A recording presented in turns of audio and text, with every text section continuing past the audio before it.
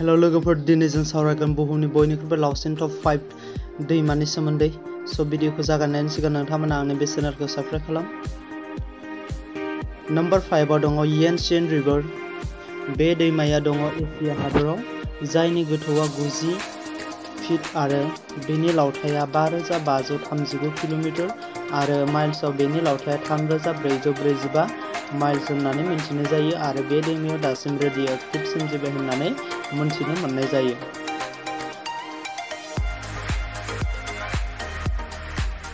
Number 4 आव दङ Mississippi river. बे दैमाया दङ नर्थ आमेरिकायाव, जायनि लावथाइया 6275 किल'मिटार आरो माइल्सआव 3902 माइल्स। बे दैमाया इउएसए हादरजों 98.5 जौखोन्दो बोहैलांदों आरो केनाडाजों 1.5% बोहैलांदों। बे दैमायाव केमिकेलनि बिबाङा बांद्राय जानायनि जाउनाव जिब जुनारफोरा गोबां खैफोदाव जानानै दङ। नम्बर 3 आव दङ यांगजे रिभार। बे दैमाया दङ चीन हादरनि साखाथियाव एबा चीन हादराव बे हाजोनि गेजेरजों बोहैलांदों। बेहाय गोबां बिजनेसनि थाखाय जाहाजफोर सालायनाय जायो। बे दैमानि लावथाइया 6300 किल'मिटार आरो माइल्सआव बेनि लावथाइया 3900 माइल्स। बे दैमाखौ एसियानि बयनिख्रुइबो देरसिन दैमा होननानै बुंनाय जायो।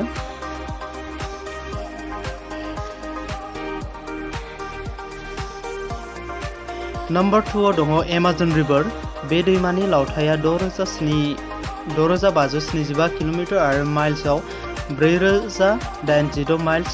बेयो एमाजन हाग्रामानि गेजेराव दङ। बियो साउथ आमेरिकायाव दङ। बे हाग्राया जोंनो बोसोराव 20% अक्सिजेन होयो होननानै जों बयबो मिथियो बेखौ। बे हाग्रायाव गोबां बिबांनि जिब जुनारफोर नुनो मोनो। एमाजन रिभारा बयनिख्रुइबो देरसिन हाग्रामा होननानै जों मोनथिनो मोनो।